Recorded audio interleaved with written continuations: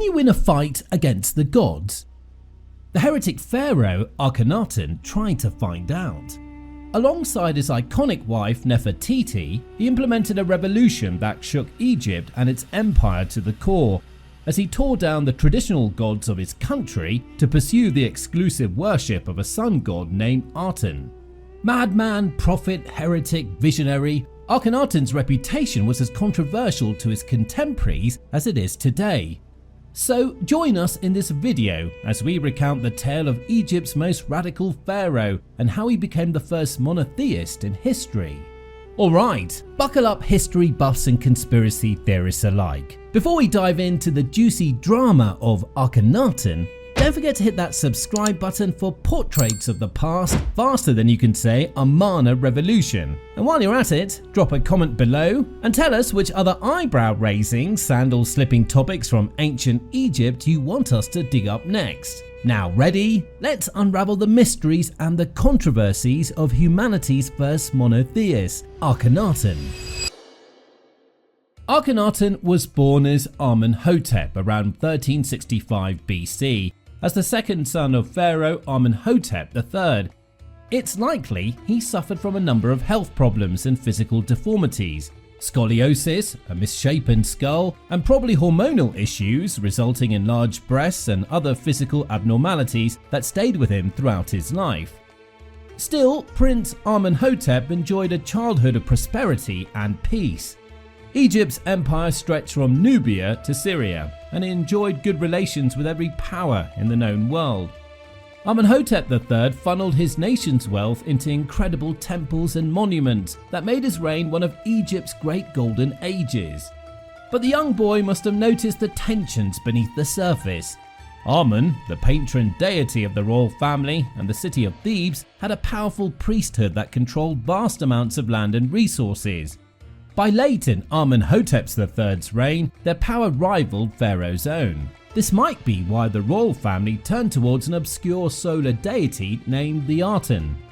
Representing the solar disk, the Aten became a favourite of Amenhotep III. Better to funnel resources into a minor god without an established priesthood than keep fueling the Amen priests. It appeared in official proclamations, and they even named the Queen's pleasure barge in its honour. But the worship Amenhotep III gave, it was nothing unusual. What was unusual was Prince Amenhotep's obsession with it. For reasons that still puzzle historians, he became fascinated with this god and soon allowed it to take over his life.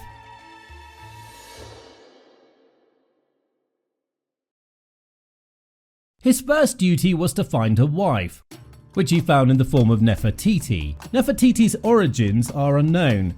She may have been the daughter of a powerful court official, while others have speculated she was a foreign princess. Wherever she came from, Nefertiti's influence on her husband's reign was huge. The royal couple shared a fascination with breaking convention. It first showed up in their art, where they flaunted the strict conventions of style and subject, with a new style marked by exaggerated features and odd proportions. The distinctive misshapen heads, bulging thighs and androgynous appearance of their new art might be a reflection of the young pharaoh's own physical peculiarities. In subject matter too, they were odd. Scenes of war and ritual were supplanted by intimate or domestic scenes that were unheard of in previous times. Most noticeably, the art phased out depictions of other gods until only the solar disk of the Aten remained. Amenhotep commissioned numerous temples to Aten across Egypt in his early years. To neglect all of the other gods in doing so was unusual, but he went further by encroaching on their territory. He commissioned temples of the Aten to be built within the walls of Amen's sacred temple complex at Karnak in Thebes. It was a symbolic violation of the old god's space and an assertion of power over his priests. Nefertiti got her own temple there too, with depictions of her smiting enemies and offering to the Aten in ways only a pharaoh was usually allowed to do. A few years into his reign, Amenhotep held a traditional Sed festival, even though the usual time for it had not arrived. While past Sed festivals honoured all the gods, only the Aten made an appearance here. The cult of the Aten seemed to be taking over everything. Not long after, Amenhotep and Nefertiti embraced the Aten fully. Amenhotep changed his name to Akhenaten, he who benefits the Aten, and Nefertiti added the title Nerfertiti, perfect beauty of the Aten. They declared that the Aten was the only god deserving of worship, and support for the temples of the other gods was suspended. Exactly what happened next is a mystery. Surviving sources hint at something terrible, something worse than was heard by any other king. A conspiracy, a plot, or perhaps a rebellion of some kind. Given the blatant attacks of Akhenaten had made upon the Amun priests, it probably involved them. Whatever it was, Akhenaten decided to abandon Thebes and found an entirely new city at the virgin site of Amarna. Amarna became Akhenaten's political capital, and Aten's holy city. He ordered the construction of massive temples to the solar deity and a complex of palaces and royal residences for his family. By this point, Akhenaten had at least 3 daughters and would soon welcome 3 more, all with Nefertiti, as well as at least 1 son. Built from scratch, Amarna offers a unique sight into Akhenaten's beliefs. His art project was fully realised here, with the strange proportions and androgynous figures of his art style on full display. Scenes show Akhenaten and Nefertiti presiding over ceremonies and riding chariots through the streets. Nefertiti's role here is beyond anything previous queens were given, and in many scenes, she's displayed as her husband's equal. Akhenaten became completely devoted to the Aten. The Aten in his form as the solar disk was the only god officially depicted anywhere in the city. While old Egyptian temples secluded their altars within an inner sanctuary closed off to the public, Amarna's temples were vast complexes open to the sun, where believers could leave offerings on the altar tables in its inner courtyard. The Aten was a god to be worshipped and accessed by everyone. It appears that Akhenaten was moving towards a form of monotheism. The words of the prayer he composed to the Aten certainly support this. How many are your works, though hidden from sight? O holy God, there are none beside you. Akhenaten also displayed something unique to monotheism, iconoclasm. Sometime after moving to Amarna, Akhenaten sent out an order to destroy every statue and mention of Amun in Egypt. Countless statues and inscriptions were defaced in history's oldest known examples of iconoclasm. The Amun temples were shut down and the highest priests dismissed. It was a religious revolution that shook Egypt to its core.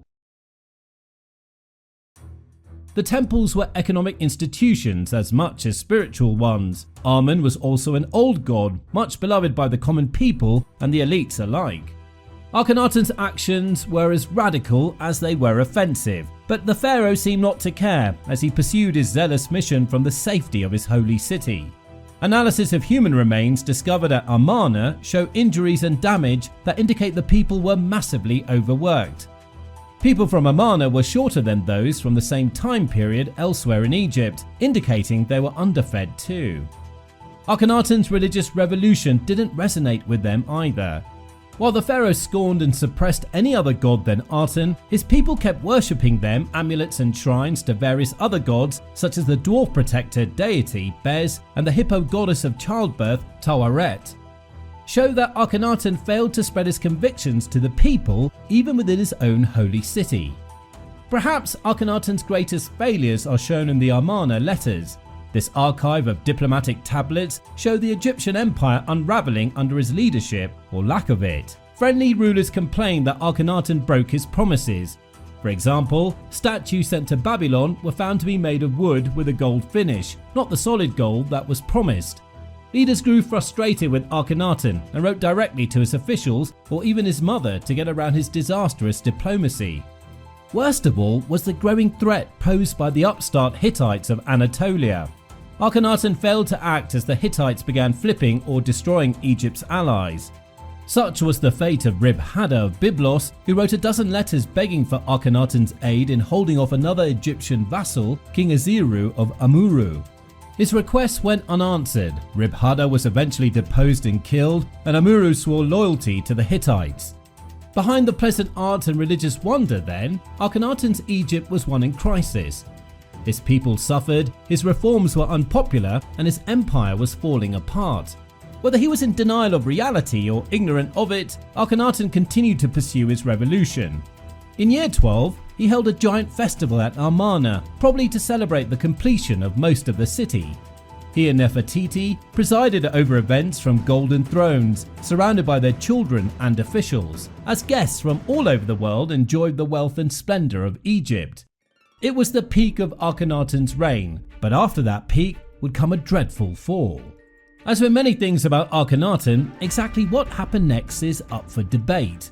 A likely explanation is plague. Immediately after the year 12 festival, construction work at Amarna ground to a halt, the number of inscriptions indicating any activity dropped off significantly, and people vanished from the historical record. Ministers, priests, generals, even the Queen Mother all died in quick succession. Even more painful were the deaths of at least 3 of his daughters, none of them older than 12 or 13, within the following few years. Akhenaten attempted to plan for the future by marrying his eldest daughter to an otherwise unknown boy named Smenkhare. Smenkhare may have been his nephew or cousin, if not his son, and was probably intended as Akhenaten's successor. It was a pointless endeavour, since Smenkhare either died before Akhenaten or barely outlived him.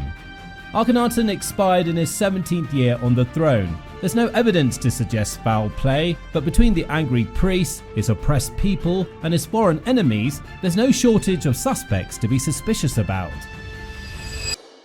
He joined his mother and daughters in a tomb just outside Amarna, leaving a fractured and confused nation in his wake. What legacy did Akhenaten leave? Clearly not a popular one. Akhenaten's successors rapidly backpedaled on his revolution. Amun worship was restored, Amarna was abandoned, and the Aten fell back into his obscure place in the pantheon. That Akhenaten's surviving son dropped the Aten name given by his father in favour of becoming Tutankhamun shows how completely the religious reforms were rejected. After Tut's premature death, his successors saw to Akhenaten's total erasure from the historical record. Lambasted as a heretic, criminal and a madman, Akhenaten's name and images were purged from the historical record as aggressively as he had once attacked Amun. Only with modern archaeology at Amarna was Akhenaten's story rediscovered. A religious visionary who dared to challenge the gods themselves, Akhenaten's actions earned him the hatred of his countrymen, but in doing so, made him one of the most fascinating and unique personalities of the ancient world. So, was he a deluded tyrant who wrecked his nation for his own religious obsession? Or was he a man before his time, a forerunner to the monotheistic religions that would come after? Let us know what you think in the comments down below. And while you're at it, check out some of our videos delving into the captivating lives and legacies of historical figures on portraits of the past.